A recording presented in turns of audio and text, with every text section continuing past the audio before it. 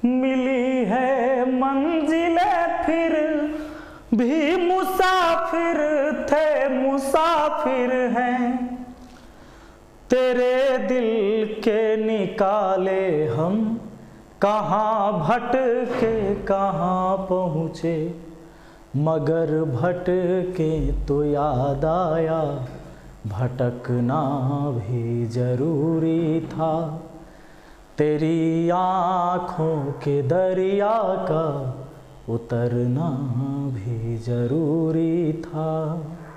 Hello दोस्तों, आप सभी का स्वागत है आपके अपने YouTube चैनल मैथ मस्ती पर। दोस्तों मैं हूं विपिन यादव और चलिए अब शुरू करते हैं आगे।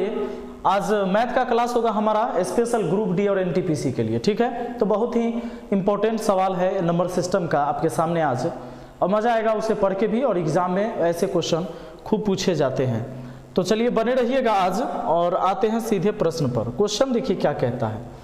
प्रश्न का कहना है कि किसी खेल प्रतियोगिता में एक खिलाड़ी का स्थान ऊपर से 8वां तथा नीचे से 84वां था, कुल प्रतियोगियों की संख्या क्या थी। एक बात ध्यान दीजिएगा, ये जो क्वेश्चन है ये रीजनिंग में रैंकिंग में भी पूछा जाता है, ठीक है। तो कहता है कि ऊपर से 8वां और नीचे से 84वां, तो ऐसा कभी भी हो कि दो छोर से पता हो सकता है लेफ्ट राइट का है, ऊपर नीचे कहा है, आगे पीछे कह सकता था। तो दोनों को ऐड कर लीजिए, दोनों साइड वाला को ऐड करके एक घटा दीजिए, आपका आंसर आ जाएगा 84 8 92, 92 से एक चला जाएगा 91 यानी 91। आपका आंसर ऑप्शन बी हो जाएगा इस सवाल का, ठीक है दोस्तों। ये आपको ऐसे सवाल रैंकिंग में पूछे जाते हैं रीजनिंग की टॉपिक में। सवाल अगला है, दो संख्याओं का गुणनफल 24 तथा उनके वर्गों का योगफल 52 है, तो उनका योगफल ज्ञात कीजिए। माने उस संख्या का योगफल ज्ञात करने के लिए कहा है। कहता है कि दो संख्या का गुणनफल है 24। अब बताइए कि दो संख्या का गुणनफल मतलब a इंटू बी कितना 24, और फिर कहता है उनका योगफल है 52, यानी उन दोनों संख्या का नहीं, उनके वर्गों का योगफल 52 है, उनके वर्ग करके जो योगफल आएगा वो 52 होगा। सवाल कहता है तो उनका गुणनफल ज्ञात करिए। एक काम करें, देखिए अगर इसको हम यहाँ देखिए a स्क्वायर b स्क्वायर हो गया, उनके वर्गों का योगफल 52। अब अगर मान लीजिए कि इसके जगह कोई भी 6 रख लेते हैं और इसके जगह 4, तो 6 चक्के कितना हो जाता है 24। अब देखते हैं कि एक संख्या 6 एक संख्या 4 है, तो इनके वर्गों का योगफल 52 हो जा रहा है क्या।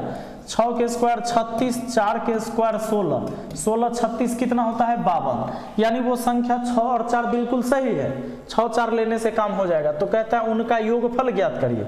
तो संख्या आपका 6 और 4 है, तो इनका योगफल कितना आएगा 10 आएगा। आपके सवाल का जवाब मिल चुका है ऑप्शन बी से। दूसरा तरीका, इस सवाल को आप ऐसे बनाते, कहता है कि उनका गुणनफल जो है 24 है और उनके वर्गों का योगफल जो है, उनके वर्गों का योगफल जो है वो 52 है।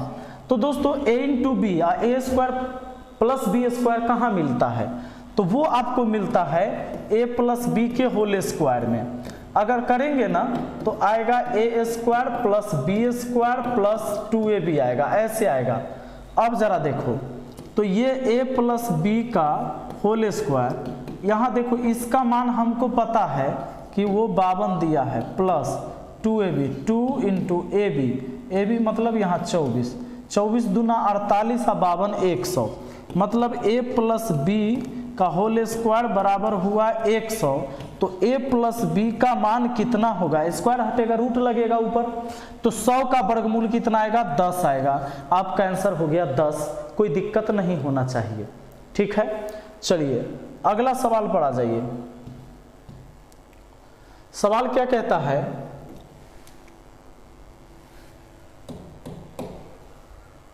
गौर करिएगा।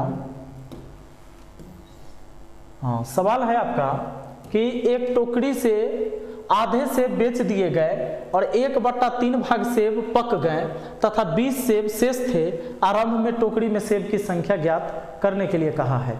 सुनिएगा, एक टोकरी में आधे सेब बेच दिए गए और लास्ट में 20 सेब शेष बचा है। इस शेष वाला है ना, तो पहले देखिए कि आधा बेच दिया, आधा तो बेच दिया, उसके बाद 1/3 भाग से पक गए, तो 1/3 पक भी गया, तो दोनों को जोड़ लीजिए कि जो बेच दिया पक गया 1/3 भाग से पक गए, तथा 20 शेष सेब थे, 20 शेष सेब था पकलहवा के बाद जो है सो। तो अब देखिए इसका एलसीएम कितना हो गया 6, तो ये हो गया 2 3 6, तो यहाँ 3 3 दूना 6, तो 2 5/6 भाग हटा दीजिए, पकलहवा और बिक गया उसको छोड़ के, तो शेष बचेगा 1/6। ये 1/6 शेष बचा है, जबकि शेष दिया है कि 20 गो है, तो 1 का मान कितना हो जाएगा 6 से गुना 6 दूना 12 120। ये 1 डिनोट करता है ऑल वैल्यू को, यानी 120 सेब टोटल थे, टोटल सेब 120 थे, जो पका हुआ है उसके बाद जो बिक गया और जो बचा हुआ है वो सब लेकर 120। नेक्स्ट क्वेश्चन पर आ जाइए, जरा गौर करिएगा। सवाल है, देखिए क्या कहता है, दो संख्या का योग उसके अंतर का 4 गुना है, यदि एक संख्या 20 है तो दूसरी संख्या ज्ञात करिए। सवाल क्या कहता है जानते हैं कि दो संख्या का योग उसके अंतर का 4 गुना है और एक संख्या 20 है, तो दूसरी बताइए। एक संख्या तो 20 बता दिया है, तो दूसरी पूछा है। एक काम करिएगा, दो संख्या ना मान लेते हैं x और y, तो दो संख्या का योग जो है उनके अंतर का, माने दोनों के अंतर का 4 गुना है, मतलब योग अंतर के 4 गुना के बराबर है। एक संख्या 20 दिया है, तो पहली संख्या मान लेते कि 20 है, तो 20 + x हो गया, सॉरी 20 + y हो गया, y बराबर, इसके जगह 20 रख दिया माइनस y इंटू कितना 4। अब देखिए ये हो गया आपका 20 + y और ये कितना हो गया 20 चौके 80 माइनस कितना 4y, ठीक है।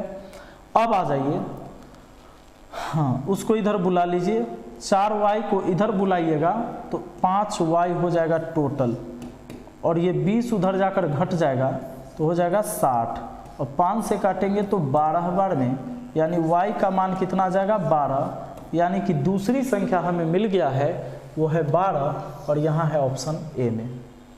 कोई डाउट नहीं है।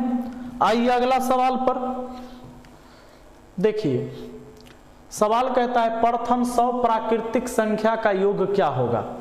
प्रथम 100 प्राकृतिक संख्या का योग क्या होगा, ऐसा पूछा है आपसे, तो ध्यान दीजिएगा कि कुछ नहीं, यही बात सबको पता है। 100 प्राकृतिक संख्या का योग क्या होगा, मतलब 1 + 2 + 3 + 4, ऐसे प्रथम 100 गो, मतलब कहाँ तक जाना है, यहाँ तक, ठीक है। इसका योग पूछा है।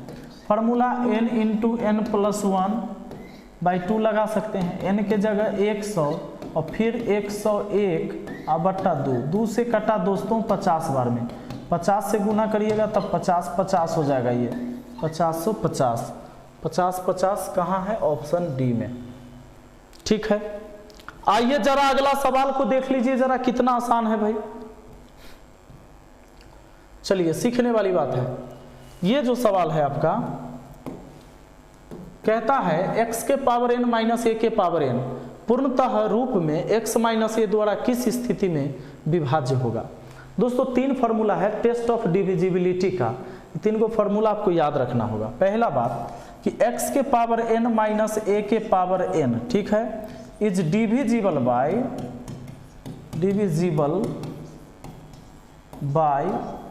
x - a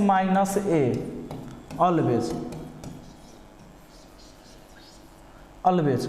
मतलब क्या कि ये इस फॉर्म में है ना, तो x - a से हमेशा कटेगा, चाहे पावर सम संख्या हो या विषम संख्या हो।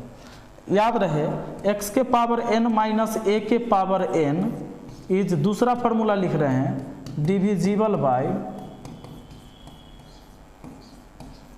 x + a, ठीक है, if n is only even number. मतलब क्या कि जब n जो होगा, यानी यहाँ पावर जो है सिर्फ सम संख्या अगर रहेगा तो x + a से ही विभाजित होगा। अच्छा, x - a से e भी विभाजित होगा। ये जो हुआ कि अगर मान लीजिए कि कोई संख्या ऐसे है 15 के पावर 14 दे दिया, अब माइनस दे दिया 10 के पावर 14, तो इस ऐसे भी ये दोनों सेम चीज है, लेकिन पावर सम संख्या, अच्छा x माइनस ए से जरूर कटेगा, 15 माइनस 10 से जो ऊपर लिखे हैं, 5 से ये जरूर विभाजित होगा। दूसरा बात, ये 15 प्लस 10 यानी होगा कितना 25, इससे भी विभाजित होगा क्योंकि इसका पावर सम संख्या है, तो इस रूल को भी फॉलो कर रहा है।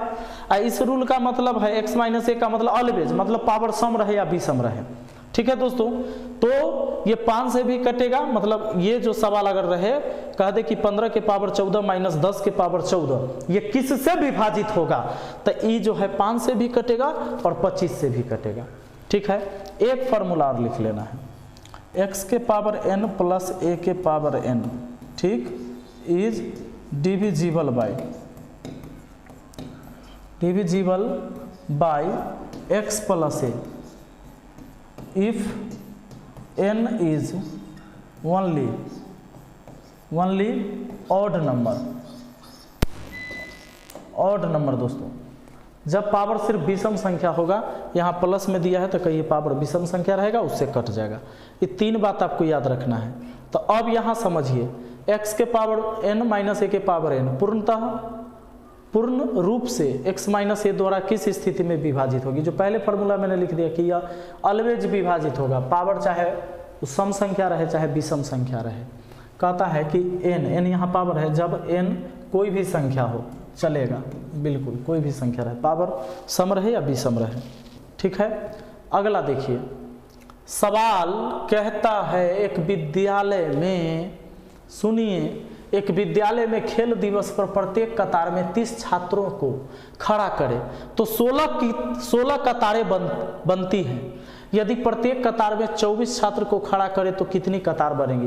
ये कोनो बड़का बात नहीं है, बड़ा सिंपल सवाल है।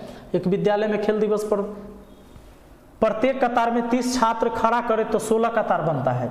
30 गो छात्र खड़ा करिएगा ना तो 16 गो कतार बनेगा, तो 30 गुना 16 हुआ टोटल स्टूडेंट। एक कतार में 30 गो तो 16 कतार में कै गो, तो 30 गुना 16। कहता है कि 24 कतार में खड़ा कर देंगे, 24 में कहता है कि प्रत्येक कतार में 24 गो खड़ा कर देंगे तो कितनी कतारें बनेगी। तो काट दीजिए, 8 दूना 16, 8 3 24, 3 से 10 बार में 10 दूना 20 को 20 कतार बनेगा। और का 20 कतार बनेगा, ऑप्शन ए हो जाएगा आपका। आइए नेक्स्ट सवाल पर आइए, नेक्स्ट आइए। कहता है 3 के पावर 25 प्लस 3 के पावर 26 प्लस 3 के पावर 27 प्लस 3 के पावर 28 को निम्न विकल्प में से कौन पूर्णतः विभाजित करेगा। बड़ा अच्छा सवाल है, इससे सवाल आएगा आपको। सुनिए, इसमें क्या है कि 3 के पावर जो पहले दिया 25, फिर दिया 3 के पावर कितना 26, फिर दिया 3 के पावर 27, फिर दिया 3 के पावर 28, और कहता है निम्न विकल्प में से कौन सा पूर्णतः विभाजित करेगा। मतलब इसको कौन काट देगा। तो ऐसे अभी प्लस में अभी भाग नहीं दे सकते। अभी क्या करिए, इसमें सबसे छोटका वाला को कॉमन निकाल दीजिए, तो इससे इसको भाग दीजिएगा तो एक बार में कटेगा। इसको भाग दीजिएगा तो 3 इसमें एक बार बचेगा, क्योंकि 26 गो में से 25 गो तक कट जाएगा। कॉमन लेने का मतलब होता है भाग देना। आप इससे इसको भाग दे रहे हैं, एक बार में खत्म। इससे इसको भाग देंगे तो 3 25 गो कट जाएगा, लेकिन 3 एगो बच जाएगा, तो 3 के पावर 1। इसमें 3 2 गो बच जाएगा और इसमें 3 गो बच जाएगा। ये 3 के पावर 25 है दोस्तों, और गुना, ब्रैकेट मतलब गुना, 3 का क्यों 27, 27 आ 9 कितना 36, 36 आ 3, 36 आ 3 कितना 39, आ 1 40। ये इतना आया। ये किससे कटेगा आप देख लीजिए, किससे कटेगा। तो बिल्कुल ये जो है अगर कहें तो 30 से कट जाएगा। 3 के पावर 25 है ना, तो आप इसको ऐसे भी लिख सकते हो। कैसे जानते हो, देखो 3 एगो, फिर 3 24 गो लिख सकते हो, और 40 है हुआ। इसको भाग दे के देखो, 30 से कट जाएगा, 0 से 0 खत्म और 3 से 3 खत्म। नीचा में कुछ ना बचा, मतलब ऊपर जितना बच गया उतना बार में कट गया। किससे कट जाएगा, ऑप्शन डी से। सिंपल। जैसे आप भी बताइए, 8 गुना 9 गुना 12, ये 4 से कटेगा कि नहीं। तो तो आप कहिएगा हाँ कटेगा 6 से, तो 6 से भी कटेगा। देखिए 6 दूना 12, मतलब ऊपर जितना बच गया उतना मर्तबे कट गया। ठीक, बात खत्म। आइए, कहता है कि इनमें देखिए, इनमें से कौन सा कथन गलत है, गलत कहा है। ठीक है, गलत चुने लेल कहा है। ये कहता है कि -4 बड़ा होता है -5 से, तो ये तो सही है, तो ये हमारा आंसर नहीं हुआ, क्योंकि कर्जा जो है कम है, कर्जा ज़्यादा है, तो कम में कर्जा ना बड़ा हुआ। -4 जो है से बड़ा होता है -5 से, माइनस में है। मान लीजिए कि आप 5 रुपया कर्जा लिए हुए, हम 4 रुपया कर्जा लिए हुए, तो आपसे अमीर ना हम हुए, तो ये तो सही है। ये कहता है कि -4 छोटा होता है 5 से, तो माइनस में है, तो प्लस वाला से छोट होवे करेगा। कहता है कि 4 जो है छोटा है -5 से ना, 4 रुपया हम कमैले हैं, आपको 5 रुपया कर्जा है आपके पास, तो हम कैसे छोटा हो जाएंगे, तो ये गलत है, तो आपका वही आंसर हो जाएगा। कहता है कौन गलत है से बताइए, तो जे गलत है वह आपका आंसर हुआ। ठीक है, अब देखिए एक सवाल है, तीन अनुक्रमित संख्याओं का योग 333 है, अंतिम 2 संख्या का योग क्या होगा। अच्छा, ऐसा सवाल में ना बड़ा लोग को दिक्कत भी हो जाता है, इसको कुछ करना है। 3 अनुक्रमित मतलब क्या है कि वो लगातार 3 गो संख्या का योग है 333, तो 333 3 गो संख्या का योग है, तो 3 से भाग दीजिए, 111 हो जाएगा ना। यानी एक संख्या 111 हुआ, इससे पीछे 110 हुआ, इसके बाद वाला एगो 112 हुआ, इसी से एक पीछे एक आगे ले लीजिए। अब देखिए क्या हुआ, इस सब को जोड़ के देखिए, पूर जाएगा आपको 333, 2 1 3 0 3 1 1 2 1 3 फिर 1 1 2 1 3 333 हो गया। अब आपसे पूछता है अंतिम 2 संख्या का योग, तो जोड़ दीजिए 100 100 200 अब 12 11 23 223, ऑप्शन डी आपका आंसर हो चुका है। ठीक है दोस्तों, अब चलिए अगला सवाल, हो चुका है सवाल खत्म। अच्छा, एक बात, बहुत सारे बच्चे कह रहे थे कि हमें सर ग्रुप डी का क्लास ज्वाइन करना है, तो ग्रुप डी का क्लास आप ज्वाइन कर लीजिए, धुरीना एप्लीकेशन पर आ चुका है और पूरा कोर्स आपको वहाँ पर मिल जाएगा, मैथ रीजनिंग साइंस जीके सब मिल जाएगा। और अभी बहुत मतलब ऑफर में चल रहा है, शायद 299 है शायद, तो यही आसपास है। कितना है? 399 है। अच्छा, तो 399 है, कम ही है, वहाँ पर जाकर आप कोर्स ले सकते हैं। और रीजनिंग का तो 199 में पूरा कोर्स है। अब मैथ पूरा कंप्लीट अगर करिएगा तो 499। धुरीना एप्लीकेशन प्ले स्टोर से डाउनलोड करना है, ठीक है, वहाँ मिल जाएगा आपको। Thank you, best of luck.